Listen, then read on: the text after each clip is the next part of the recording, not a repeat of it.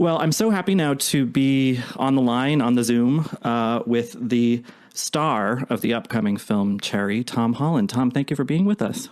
Thank you, Richard. Thank you for having me. Well, first off, I want to ask, how have you been doing this past year? I mean, what has life been like in these COVID times for you? I got to say, Richard, I've been very fortunate during these difficult times. For me, my career hasn't really halted. I've been lucky enough that I've been able to continue working. I made a film called Uncharted with Mark Wahlberg last year. I'm currently shooting Spider-Man 3 at the moment. So I've been very lucky. It put a pause for a while, and I went home and we locked down in London, and I had a few months where I was sort of kicking about the house. But all in all, I've had a great time, and I've really enjoyed the jobs I've been working on. And I definitely recognize how lucky I am to be working when so few people are at the moment and really, really having a hard time. So I've been very lucky, and I've been enjoying myself.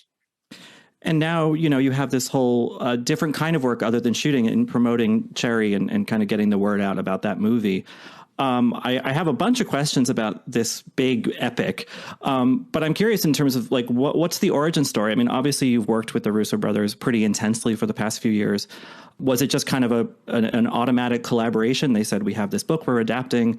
How did you get signed onto the project? Yeah, basically as simple as that, really. I mean, I was working with Joe and Anthon on Avengers Endgame, and Joe took me aside and said, we're making this film. We want you to be the lead. It's a small independent film. He didn't tell me what it was about. He just sort of told me that he wants me to be in it. And I was honestly just touched that they wanted to work with me. Of all the people in the business that they could work with, I just felt really honored that they'd chosen me. And then when I finally got the chance to read the script, I was even more blown away because I finally recognized the opportunity that had been handed to me. As a young actor, you're always looking for ways to challenge yourself. You're looking for ways to push yourself you haven't been in the past.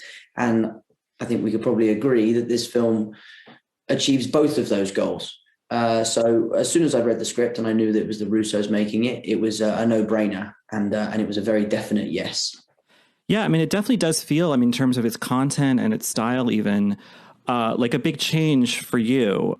Do you at all view this as your first grown-up role or your first adult role? I mean, is that how you kind of look at a project, or is it more just this specific thing interests you? That's an interesting question. It depends what you mean by an adult role. But my agents and I have been very strategic in choosing our moments, and trying to be really clever with when we decide to take that next step into becoming an adult and making films about real people and about real problems and getting messages across. And we did that a little bit with Devil All the Time, the Antonio Campo movie. That was kind of the first step. But Cherry is the big step, and that was why it was so daunting, because I haven't done a film like this before, and I was nervous to see how the world would see me in that light and as that character. Obviously, the film hasn't come out yet, but I am very apprehensive as to see how people respond to my work in this film. There's a lot of intense stuff in Cherry. What was, to your mind, when you read the script, the most kind of daunting thing? I mean, what were you most scared to shoot? I think it was probably the emotional aspect of the film. Physically, I knew I could do it. I knew I'd be able to do that. But emotionally, I'm very lucky and lived a very charmed life. And I've been an actor since I was 11. So I haven't really had to deal with much trauma or sorrow or grief or things like that. So I was worried that I wasn't going to be able to maintain that level of emotion for a 4-month period. That is where the Russos became so valuable, because they were my safety net. That's where Sierra Bravo was so valuable. She was my partner in crime, and she's absolutely astonishing in the film and a great friend. And I can't tell you how lucky I am to have had her to help me throughout this process. So I think for me, the thing I was most daunted about was maintaining that level of emotion. What kind of prep did you do? I mean, I think that one thing that actors who are very good actors can fall into the trap of when they're supposed to be acting high or on drugs or something, there can be a bit of a sort of showiness to that, a sort of theater. And something that's really, I think, immersive and bracing about Cherry is that there's none of that. It feels entirely credible when these characters are in these lows of their lives. Did you talk to soldiers, addicts, anything like that in prepping to shoot? Yes, absolutely. We did loads and loads of research. I mean, I must have sat down with 30 different people who are all veterans, who are all medics, all suffering from PTSD and substance abuse. And for me, the more information I could get about a problem that I knew so little about to begin with, the better. I worked with nurses. We worked with someone who was running a rehab clinic in Cleveland, and he became our consultant and would be there on set with us every day and would show us how to shoot someone up and show us how to cook heroin, or explain to us the feeling of what would it be like if you mixed a bit of crack with heroin. There's a scene in the film where I go to rob a bank and I shoot up in the car just before. And he said to us that day, you would never do that before you go in to rob a bank. But if you put a bit of crack in there, it would totally change your attitude and your physical prowess, I guess. So having people on set like that to kind of guide us through the process was so valuable. Yeah, I mean, it shows. And I think, I'm a bit older than you, and these characters are about my age. I was right. In college in the early 2000s, and 9/11 was my first week of college, and people in my hometown, my neighborhood in Boston, a lot of them were lost to opioids, either killed or went to prison. And you're younger, but did you see any parallels between this kind of half generation removed and your age, the Generation Z? Do you think that a lot of these things are still kind of ongoing? Yeah, I mean, arguably the opioid epidemic is worse now. Yeah. And it's affecting far more people. I think one of my favorite things that Joe Russo, is the opening of the film is these like swooping shots over Cleveland. We fly over Cleveland and we see thousands and thousands of houses. And that is to convey to the audience that, yes, we're telling the story of two people, but really we're telling the story of millions of people. This is one story amongst millions.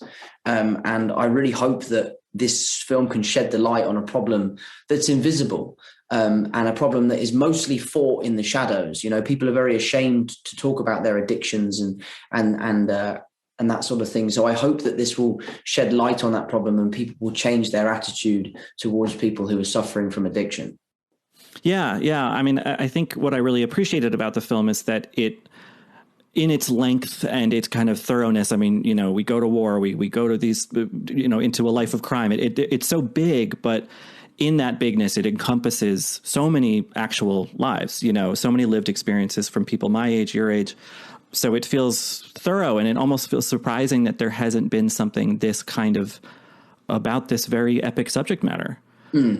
What were the conversations like on set about the film's style? I mean, it is pretty stylized. Did you feel that in the shooting, or is that kind of all added after the fact? Absolutely. I mean, the Russos changed their way of shooting time and time again while we were making this film, from different lenses they were using, from different styles of lighting, from different performance techniques, they would frame us sometimes very differently throughout the film. So we were very much aware of the different type of chapters we were trying to make. The beginning of the film is this kind of beautiful, romantic realism, and then we go into this absurd kind of war portion of the film, and then suddenly we get punched in the face by this very realistic and very harrowing version of drug abuse. So yeah, we were very much aware of the tonal shifts throughout the process of making this film. Was that a real head shaving moment in the film? Or yes. Was that? Yeah, it was. Okay, so that's one take. You can't screw that up.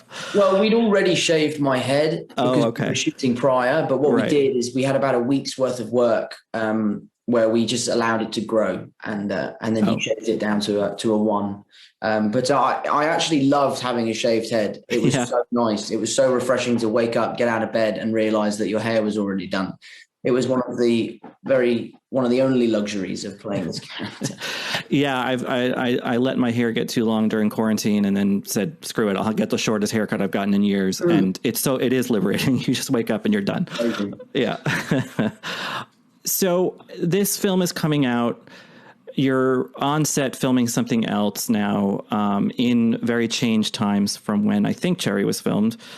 What is it like being back on a set? I mean, I'm not asking for spoilers or anything, don't worry, but just in terms of the actual day-to-day of filming a movie with all these new restrictions, how has that experience been? I mean, I love being on set. It's where I feel most at home. It's obviously limiting with COVID, and we're having to be very careful and very responsible in the way that we behave. There's certain protocols that we have to follow to make sure that we maintain this level of safety for the cast and crew.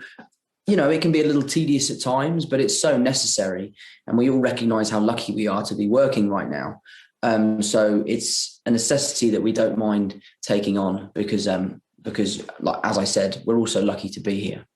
Yeah, from my end of things, it's just heartening that there is going to be more coming, and because there had been some fear that we were going to have a pretty severe drought, but it seems like people are figuring it out. Yes. Have you had any, I mean, I know you've been really busy, but have you had any chance during this past year to watch anything that your peers have made or anything? Has anything kind of helped sustain you during these kind of stuck indoors times? I mean, loads of stuff. I was watching all sorts of silly TV shows while I was at home in lockdown. I think the film that I've watched most recently that's really stayed with me was Malcolm and Marie. It's Zendaya, her new film. And we watched it the other night. She put on a screening for us after work.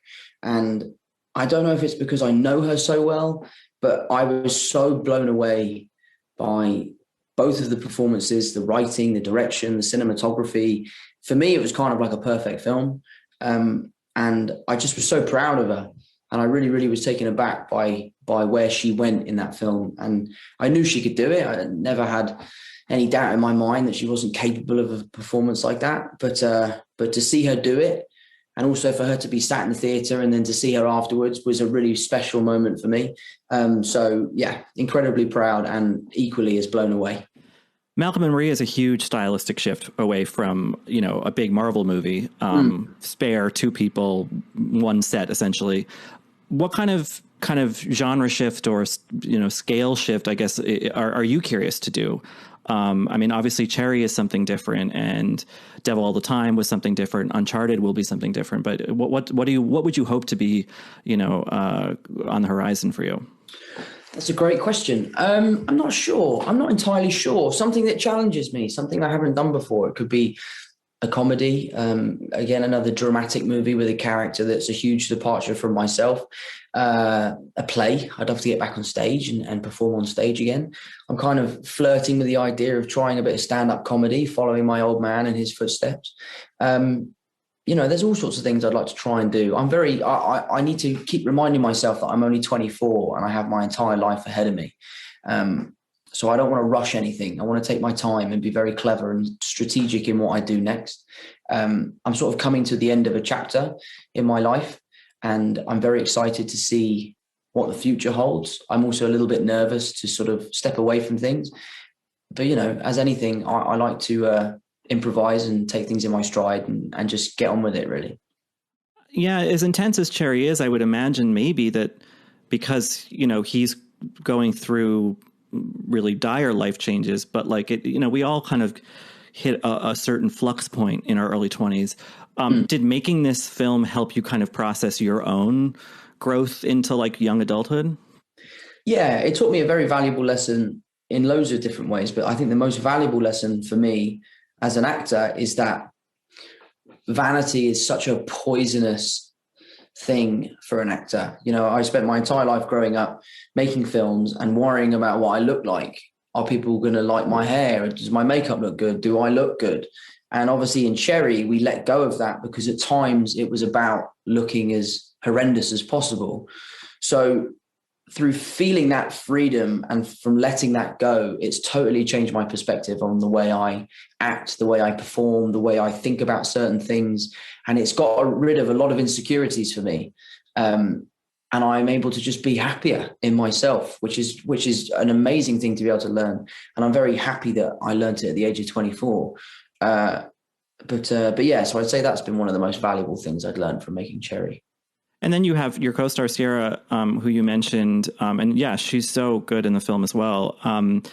Did you two have a chance to get to know each other at all before filming started? Because there is such an intense bond there that, I'm just curious if it was just like on the day you just were like, okay, let's go, or if you had time to prepare for that. Yeah, I mean, naturally we hung out and we went for dinner, and she met all of my friends. I had my friends with me, and we would, go to a club or we'd go to a bar, and we just became really, really good friends. And I think that was very important for the two of us because, this film was going to require us to be very vulnerable and go to some dark places.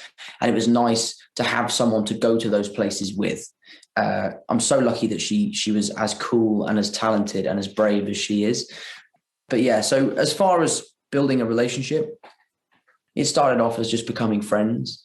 And then as we started shooting, it started to become about being a team and being there for each other. And if I had a wobble and had a breakdown, which happened a few times, she was there to pick up the pieces, and vice versa. You also had, Jack Rayner as a co-star.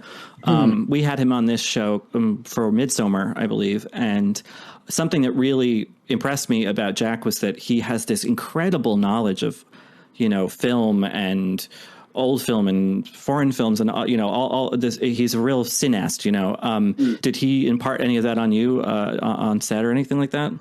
Yeah, I remember I went out to dinner with Jack when he was in Cleveland, and we sat down and he was sort of started to talk about cinema, and I started to talk about cinema, and we're chatting. And then very, very quickly, I realized that we were on very different levels on our knowledge of cinema.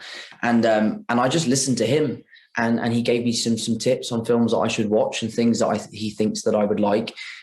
He's yet to be wrong, but he's a great guy. I loved working with him. It was very interesting. His character is very strange, and it was an amazing experience getting to play those scenes with him. But yeah, his knowledge of cinema is out of this world. Yeah, I sat there across the table from him back when we could do in-person interviews, and I just kind of nodded like, oh yeah, of course I know that film. I did not know. Yeah, absolutely. I was doing a lot of that. Like, yeah, I know that film. That's amazing. And he's like, it's not a film, it's a play. You're like, oh shit, I didn't know that. Yeah, exactly. Well, yeah. I mean, I think that especially for younger people, I think Cherry could become one of those like canonical films for them. I mean, it's so descriptive of its time and its place. And you're obviously, such a huge part of that. So I wanted to congratulate you on that. It's really exciting to see you kind of stretch your legs, as it were. Thank you so much. That's very kind of you. Yeah. And I guess before I let you go, I know it's been a long day. I'm not going to ask about Spider-Man, but is there anything you can tell us kind of juicy about Uncharted? Because I'm not familiar with the video games or anything, but it's a pretty star-studded cast. And anything about that experience that sticks out to you right now? Yeah, I mean, it was an amazing experience. It was actually much more of a challenge than I thought it would be. It's a very, very different type of franchise movie to what I'm used to. Playing Peter Parker kind of feels like playing a version of myself, only a little bit younger. Playing Nathan Drake is playing someone who I am very much not, and obviously older than myself. But as a process goes, it was a lot of fun. I really enjoyed it. I did some stunts in that film, which I'm massively proud of. I think the easiest way to describe the film without belittling it in any way is that it's like if Indiana Jones and James Bond had had a baby, it would be Nathan Drake. That is the way I keep describing the film. that's a good tease. I like that's enticing. Yeah. Well, again, thank you, Tom, for talking to us, and congrats on the film. And we're excited for people to see it. I think it's going to make an impact, which I guess is kind of always the hope, right? Thank you so much. I really appreciate your time. Thank you, Richard. That does it for this week's show. We'll be back next week. Once again, please join Subtext to hear from us. You can text 213-513-7169 or join subtext.com/littlegoldmen. We would love to talk even more to you. You can find us all at vanityfair.com, where you can read Cassie's great piece about Judas Black Messiah. You can read our coverage of the ongoing awards season. You can see our awards issue articles start to roll out. And you can follow us on Twitter at Little Gold Men and on our own. I am at Katie Rich, and Richard. Rylaws. And Cassie. To Ernest. This week's episode was edited and produced by Brett Fuchs. And this week's award for the best description of the feeling when you are asked to sign up for yet another streaming service goes to Cassie DaCosta. Is it worth all this?